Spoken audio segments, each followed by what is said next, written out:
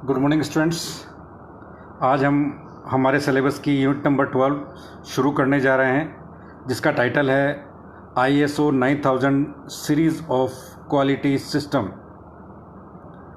तो मैं आपको सबसे पहले ये बता दूं कि 90s के टाइम में भारत सरकार और पूरे विश्व में क्वालिटी सिस्टम को लेके काफ़ी ज़्यादा जागरूकता बढ़ी और उसके अंतर्गत इंटरनेशनल स्टैंडर्ड ऑर्गेनाइजेशन, जो कि अंतर्राष्ट्रीय संस्था है, उसने ISO 9000 सीरीज़ को लेके काफ़ी डेवलपमेंट किए और अपग्रेडेड सिस्टम को लॉन्च किया। और इन सिस्टम का ये फ़र्क पड़ा कि हमने अपने वर्किंग मेथड्स, प्रोडक्शन प्लानिंग को इम्प्रूव किया, जिसके तहत हम अपने इंटरनल इंफ्रास्ट्रक्चर को बेहतर बना पाए। तो आगे शुरू करते हैं। हमारा सब्जेक्ट का टाइटल है MA 310 और सब्जेक्ट का नाम है industrial engineering and transport management. और मेरा नाम है Harish Dhawan, lecturer mechanical engineering, राजकीय पॉलिटेक्निक महाविद्यालय अजमेर। तो शुरू करते हैं ISO 9000 के बारे में। तो सबसे पहले हम जानते हैं ISO को डिटेल में किस नाम से जाना जाता है। तो ISO, I stands for international, S for standard और O स्टैंड्स फॉर ऑर्गेनाइजेशन। तो 3 शब्दों से मिलके बना है ISO। और इसको अगर हमारी हिंदी में कहें तो अंतर्राष्ट्रीय मानक संस्थान ISO 9000। तो ISO 9000 इंटरनेशनल स्टैंडर्ड ऑर्गेनाइजेशन मानकीकरण के क्षेत्र में एक विशेष संस्था है, जो वर्तमान में भारत सहित कुल 91 देशों के मानकीकरण संगठन इसके सदस्य हैं। ISO में लगभग 180 तकनीकी कमेटियां हैं, 180 कमेटियां इसमें हैं। प्रत्येक कमेटी अनेक क्षेत्र में किसी एक क्षेत्र के लिए जिम्मेदार हैं। तो इतनी बड़ी संस्था है ISO, जो कि इंटरनेशनल संस्था है। और हमारे देश को मिलाते हुए 91 देश तो उस टाइम थे, अब काफ़ी देश इसमें शामिल हो गए। करीब करीब सारे देश इस संस्था के साथ शामिल हैं। और प्रत्येक देश के जो लोग हैं या व्यक्ति हैं, इसके सदस्य हैं। और इसमें करीब करीब 180 टेक्निकल कमिटीज़ बनी हुई है। तो ये है हमारा ISO। ISO का उद्देश्य क्या रहा है, ISO की शुरुआत क्यों की गई है, तो इसके बारे में हम जानते हैं कि ISO का क्या उद्देश्य रहा है। ISO का मेन उद्देश्य रहा मानकीकरण विकास को उन्नत करना, स्टैंडर्डाइजेशन डेवलपमेंट को परफेक्ट बनाना और इस तरह बनाना कि सारे विश्व में एक ही स्टैंडर्ड को फॉलो करते हुए हमारा स्टैंडर्डाइजेशन हो। तो ये हमारा एक उद्देश्य था पहला। उसके पश्चात माल और सेवाओं के अंतर्राष्ट्रीय आदान प्रदान को आसान बनाना, इंटरनेशनल ट्रांसपोर्टेशन या इंटरनेशनल मूवमेंट्स या international give and take theory को इजी बनाना, जिसमें कि मटेरियल और सर्विसेज को इम्प्रूव करना। तीसरा जो इसका उद्देश्य था वो था बौद्धिक, इंटेलिजेंस से रिलेटेड, साइंटिफिक, टेक्निकल और इकोनॉमिक कार्य क्षेत्रों में सहयोग विकसित करना। तो जनरली किसी देश का विकास होता है या किसी सिस्टम का विकास होता है, तो इंटेलिजेंसी के साथ साइंटिफिक मेथड्स को फॉलो करते हुए, टेक्निकल प्रोडक्शन को काम में लेते हुए, इकोनॉमिकली किसी कार्य को करना, किस सिस्टम को विकसित करना होता है। तो ये इसका उद्देश्य था। ISO के तकनीकी कार्य का परिणाम अंतर्राष्ट्रीय मानक के रूप में प्रकाशित होता है। तो ये उद्देश्य थे जिनमें कि हमने पूरे विश्व में एक ही स्टैंडर्डाइजेशन को फॉलो करना, मटेरियल और सर्विसेज को इंटरनेशनल लेवल प्रदान करना और विभिन्न एरियाज़ में इसको सहयोग विकसित करना, ये आईएसओ के मेन उद्देश्य थे।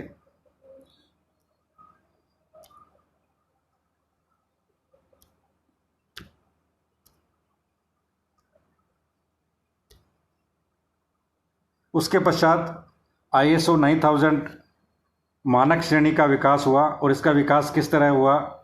तो सबसे पहली जो श्रेणी आईएसओ के अंतर्गत स्टैंडर्ड की डेवलप हुई उससे कहा गया 9000।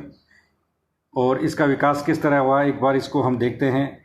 समस्त विश्व में गुणवत्ता यानी क्वालिटी की महत्ता को देखते हुए विश्व के विभिन्न मानक संस्थानों ने गुणवत्ता के क्षेत्र में विभिन्न मानक तैयार किए हैं।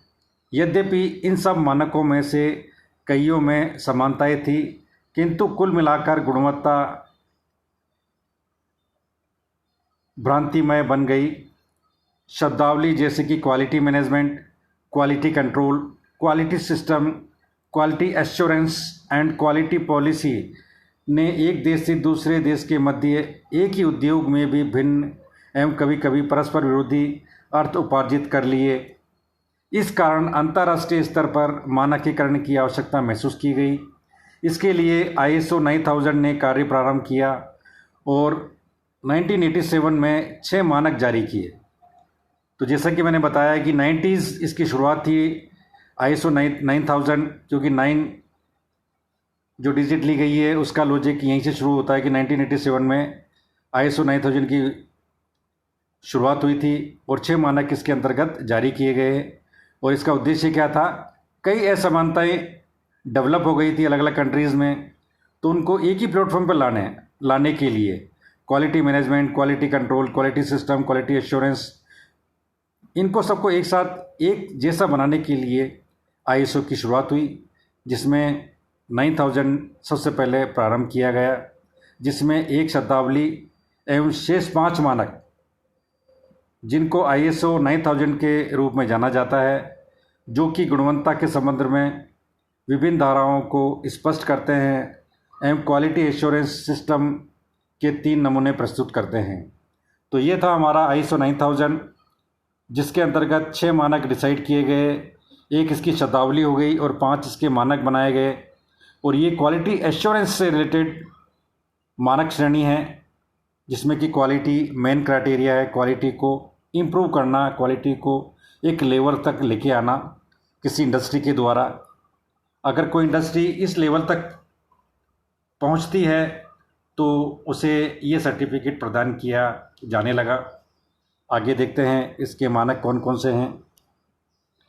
तो आईएसओ 9000 सभी विकासशील देशों के लिए एक अवसर एवं चुनौती है। तो आईएसओ 9000 क्या था? सभी डेवलपिंग कंट्रीज़ के लिए एक चैलेंज था। अब वे अच्छी गुणवत्ता स्तर पर जिसकी विक्रेता आदेश करता है के बारे में निश्चित तौर पर जान सकेंगे। वे क्वालिटी मैनेजमेंट हेतु पूर्व अपेक्षाओं एवं अभिलक्षणों को भी जान सकते हैं। विकासशील देशों के सामने निम्न चुनौतियां हैं। तो हमारा देश भी विकासशील देश है भारत, तो उसके तहत आईएसओ को फॉलो करने में उस टाइम ये चुनौतियां प्रभुत्व में थी, जैसा कि प्रक्रमियों एवं निर्माताओं द्वारा इन मानकों को स्वीकार एवं कार्य करने हेतु प्रेरित करना, एक विश्वसनीय राष्ट्रीय गुणवत्ता पंजीयन योजना स्थापित करना जो कि ट्रेडिंग पार्टनर्स द्वारा मान्य हो, बाजार एवं उद्योगों की बढ़ती हुई संख्या के साथ साथ तृतीय पक्ष द्वारा गुणवत्ता मूल्यांकन एवं पंजीयन व्यापार करने के लिए पूर्वापेक्षा बनती जा रही है। आईएसओ 9000 हेतु पंजीयन किसी सप्लायर के लिए निम्नतम स्वीकार्य स्तर माना गया है। जो सप्लायर ये निम्नतम स्तर प्रमाणित नहीं कर सकते, उन्हें न केवल बाजार में व्यापार करना दुर्लभ होगा, बल्कि वे बाजार से बाहर भी हो सकते हैं। इस स्टैंडर्ड को फॉलो करने के बाद मार्केट में ऐसी स्थिति बन गई थी। सप्लायर जिसका कि आईएसओ 9000 हेतु पंजीयन नहीं है को ज़्यादा एश्योरेंस रेट देनी पड़ सकती है। वह हो सकता है कि किन्हीं स्थानों पर उन्हें एश्योरेंस के लिए भी मना कर दिया जाए। बीमाकर्ताओं के ऐसे व्यवहार का कारण उत्पाद से दायित्व संबद्ध नई पहल जो यूरोपियन कम्युनिटी ने 12 राष्ट्रों के साथ शुरू की गई है की वजह यही है। अपने उत्पाद के लिए उसे न केवल सफाई देने में सक्षम होना चाहिए बल्कि यह प्रदर्शित करने में सक्षम होना चाहिए कि उसका उत्पाद श्रेष्ठ रूपांकित व समस्त मानकों एवं अधिनियमों के अनुरूप है, बल्कि उसे यह प्रदर्शित करने में भी सामर्थ्य होना चाहिए उत्पाद निर्बाध रूप से निश्चित प्रणाली के साथ अंतर्राष्ट्रीय स्तर पर स्वीकार्य मानकों के अनुरूप बना है। ये श्योरिटी ISO 9000 के तहत दी जाने लगी और जो ये फॉलो करने लगा उनको काफ़ी ज़्यादा फ़ायदा होने लगा। उनका जो इंडस्ट्री है वो एक स्टैंडर्ड इंडस्ट्री के तौर पर जाने लगा। तो इस तरह से ISO 9000 की शुरुआत से एक रेवोल्यूशन आया जो कि क्वालिटी एश्योरेंस से रिलेटेड था और ये काफ़ी ज़्यादा महत्वपूर्ण साबित हुआ है। अब इसके जो प्रणाली के जो विभिन्न मॉडल हैं वो एक बार मैं आपको बता देता हूँ। इस प्रणाली के विभिन्न मॉडल जो थे वो इस प्रकार थे। सबसे पहले इसकी अवधारणाओं की परिभाषा थी जिसमें ISO 8492 और IS 10201 इससे रिलेटेड था। उसके पश्चात मानकों का चयन व प्रयोग शुरू हुआ जिसके अंतर्गत ISO 9000 और IS 14000 की शुरुआत हुई। इसके अंतर्गत 3 विभिन्न सिस्टम डेवलप किए गए जिसमें क्वालिटी मैनेजमेंट सिस्टम के तत्व, क्वालिटी एश्योरेंस के 3 मॉडल और ISO 9000, 9001, 9002, 9003 का डेवलपमेंट इसमें प्रारंभ हुआ। श्रेणी के कार्य करने की विधि जो थी इसमें मानकों का रूपांकन उपभोक्ता की सुविधा के अनुसार किया गया है। फिर भी मानकों को लागू करने में कंपनी की तैयारी में वृहत अंतर हो सकता है। श्रेणी के लिए ISO 9000 एक मार्गदर्शक है। उसका उद्देश्य उपभोक्ता को ISO श्रेणी के मानकों के चयन हेतु निर्देश प्रदान करना रहता है। तो इस तरह से 9000 के बाद नई सीरीज़ की शुरुआत हुई थी जिसमें 9001, 9002, 9003 इससे रिलेटेड थे और उसमें जो मानक थे वो कुछ ज़्यादा कड़े किए गए जिसमें क्वालिटी काफ़ी ज़्यादा इम्प्रूव्ड कंडीशन में बनाई जाने लगी, फॉलो किया जाने लगा इसको। तो इस तरह से क्वालिटी इंश्योरेंस की स्थापना हुई और ये गुणवत्ता प्रणाली के कुछ मानक हैं। वेरियस मॉड्यूल्स ऑफ ISO हैं जिसमें ISO 9000 था, इसका IS 14000 और IL 29000 क्वालिटी मैनेजमेंट एवं क्वालिटी एश्योरेंस मानकों का चयन इसके अंतर्गत आता था। 9001, 40001, 29001 ये हमारा रूपांकन, विकास, उत्पादन, स्थापना और क्वालिटी के लिए ये मॉडल्स डेवलप हुए आगे। इसी तरह 9002, 14002, 29002 उत्पादन और स्थापना के लिए एश्योरेंस मॉडल बने। 9003, 40003, 29003 अंतिम निरीक्षण के लिए क्वालिटी एश्योरेंस मॉडल के रूप में जाने लगे। 9004, 14004 और 29004 लागत कम करने और मैनेजमेंट सिस्टम के विकास के लिए निर्देशित करने के लिए ये इन सिस्टमों को डेवलप किया गया। तो इस तरह से 9000 के बाद इन सिस्टम की शुरुआत हुई है।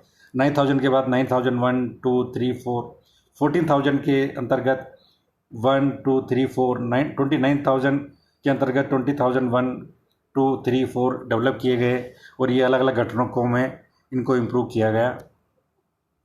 तो इस तरह से ISO 9000 की शुरुआत हुई। अब इनके जो लाभ जो रहे वो जिला उद्योग केंद्रों द्वारा विभिन्न प्रकार के कार्य किए जाते हैं जिन्हें आधारभूत रेखा निर्धारित करती है। एक स्टैंडर्ड फॉलो होता है इसमें। प्रेरणा, सहयोग और गुणवत्ता जागृति का स्तर उन्नत करती है। शासकीय आवाप्तियों के लिए वांछनीय मानक स्थापित करती है। ट्रेनिंग और कमर्शियल डेवलपमेंट पर ध्यान केंद्रित करती है। स्वास्थ्य सुरक्षा नियंत्रण के लिए निर्धारित करती है कार्यविधि को। क्रेता और नियंत्रणकर्ता द्वारा दी जाने वाली कंज्यूमर यूनिट ऑडिट कम करती है। इसके विपणन के लाभ और EC 92 स्तर प्रदान करती है।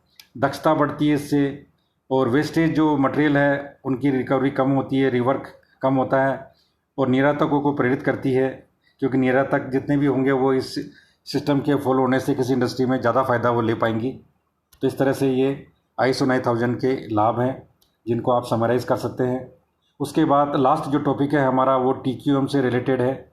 इसमें एक सिर्फ इंट्रोडक्शन है, TQM काफ़ी वाइड फील्ड है, तो TQM का यहाँ पर सिर्फ इंट्रोडक्शन आपके लिए दिया गया है और आपको एक इंट्रोडक्शन के रूप में TQM को प्रिपेयर करना है। तो TQM का शाब्दिक अर्थ है टोटल क्वालिटी मैनेजमेंट, और ये टर्म ISO को फॉलो करने के पश्चात डेवलप हुई है और इसको बोलते हैं संपूर्ण गुणवत्ता प्रबंध। उद्योग की वृद्धि हेतु गुणवत्ता केवल उत्पाद में ही नहीं अपितु उद्योग के प्रत्येक कार्य में रहती है। इसी संकल्पना को जापानियों ने संपूर्ण गुणवत्ता प्रबंध कहा गया है। तो TQM की शुरुआत जापान में हुई थी, जापानीज़ ने इसकी शुरुआत की थी और इसके जो घटक है वो है गुणवत्ता नीति। इसमें सबसे गुणवत्ता, क्वालिटी, पॉलिसी, टीम वर्क, समस्या निवारण के तरीके इसमें हैं, मानकीकरण के तरीके दिए हुए हैं, गुणवत्ता प्रणाली की क्रियान्विति दी हुई है, गुणवत्ता लागत इसमें आ जाती है, प्रक्रम नियंत्रण इसमें है, उपभोक्ता सप्लायर वर्गीकरण है, ट्रेनिंग इसमें TQM में आती है और गुणवत्ता का पुनरावलोकन, एकदम उसको वापस तैयार करना। इस तरह से ये TQM में 10 पॉइंट है जिनको कि वाइड में दिए गए हैं। अगला लेक्चर में कोशिश करूँगा कि इसी पे दूँ मैं TQM के बारे में। तो आज मैंने इंट्रोडक्शन आपको बताया है और इसके अंतर्गत इसके फ़ायदे होंगे संतुष्ट उपभोक्ता निर्माण, कंज्यूमर जो है बिल्कुल सेटिस्फाइड रहे, उत्पादन में वृद्धि हो, लागत में कमी हो, उद्योग की साख बढ़े, कर्मचारियों में टीम भावना का उत्साहवर्धन हो। ये TQM के मेन फ़ायदे थे। तो इस तरह से ये क्वालिटी मैनेजमेंट सिस्टम है TQM, और इसको ब्रीफ में आप तैयार कर लें। Thank you. हमारा टॉपिक यहीं फिनिश होता है और ये हमारे अभ्यास के प्रश्न में है जो कि पिछले लेक्चर से रिलेटेड है, जिसका टाइटल है एंटरप्रेन्योरशिप, जो मैंने आप पिछले लेक्चर में आपको वाइड रूप में बताया है। इसके 3 क्वेश्चन इसमें दिए हुए हैं, आप इन तीनों क्वेश्चन को देखिए। सबसे पहले एंटरप्रेन्योरशिप से क्या अभिप्राय है, इसके लाभ बताइए, आपको ये ट्यूटोरियल में करने हैं। ये टूट नंबर 3 होगा हमारा, जिसका टाइटल होगा एंटरप्रेन्योरशिप। इंडस्ट्री किसे कहते हैं और इंडस्ट्री को पूंजी निवेश एवं उद्योगों के प्रकार के आधार पर समझाइए। तो इसमें क्लासिफिकेशन को आपको समझा देना है। नई इंडस्ट्रियल पॉलिसी के मुख्य उद्देश्य को आपको समझाना है। तो इसमें राजस्थान की न्यू पॉलिसी जो मैंने आपको बताई है उसको आप इसमें एक्सप्लेन कर सकते हैं। तो इस तरह से ये ट्यूट तैयार कर लेंगे आप। तो थैंक यू। ये लेक्चर हमारा यहीं फिनिश होता है।